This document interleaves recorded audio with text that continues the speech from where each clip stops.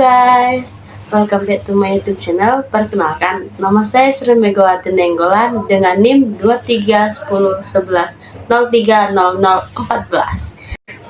Nah, pada kesempatan kali ini saya akan membahas praktikum 9 mengenai transportasi pada tumbuhan.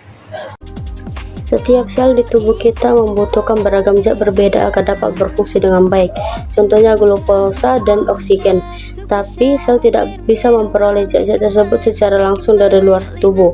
Oleh karena itu, sel-sel membutuhkan sistem sirkulasi yang menyangkut zat-zat dari berbagai tubuh yang menyediakannya, seperti paru-paru dan usus halus, ke seluruh tubuh yang membutuhkan.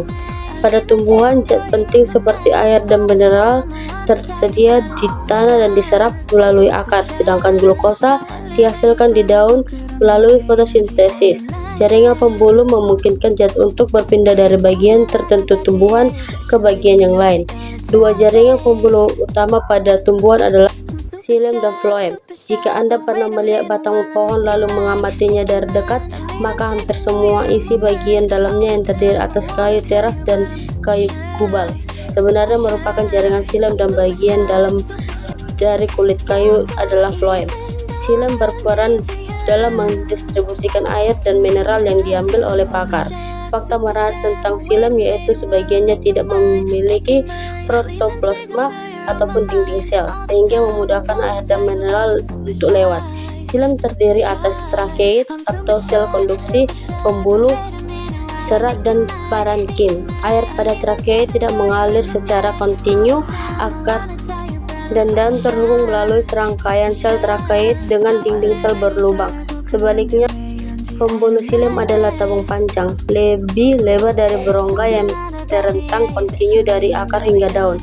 Sel serat terutama berfungsi sebagai struktur penyongkong, sementara parenkim, yang merupakan satu-satunya sel hidup pada xilem, berperan membantu menyimpan makanan. Xilem diperkuat oleh zat yang disebut lignin. Pola lignin bervariasi tergantung pada lokasinya.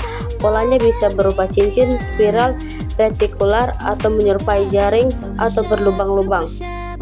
Floem menyangkut makanan yang dihasilkan, contohnya sukrosa dan asam amino dari bagian hijau tumbuhan, seperti daun, ke bagian lain tumbuhan. Proses pengangkutan ini disebut translokasi. Floem tersusun atas tabung bersaring atau tapis, sel pengiring, serat, dan parenkim. Tapis tersusun atas satu baris sel-sel panjang yang dindingnya tipis, sebagian mananya tapis memiliki dinding berpori-pori sangat kecil seperti saringan. Sel tapis dewasa memiliki lapisan tipis sitoplasma yang menyalurkan makanan dari satu sel ke sel lain. Sel tapis memiliki protoplasma yang telah rusak sehingga membutuhkan protoplasma yang lain untuk dapat menjalankan proses penting ini. Inilah mengapa sel tapis memiliki sel pengiring. Sel pengiring memiliki semua hal yang tidak dimiliki sel tapis, antara lain sitoplasma yang melimpah serta nukleus. Dinding selnya sangat tipis namun fleksibel hingga tidak ada kesulitan dalam menjaga sel tapis tetap hidup, seperti pada xilem. Sel serat membantu memberi struktur penyongkong dan parenkim menyimpan makanan serta zat lain. Pada floem, sel serat adalah satu-satunya sel yang mati. Susunan jaringan pembuluh jaringan memiliki susunan berbeda pada berbagai bagian tumbuhan.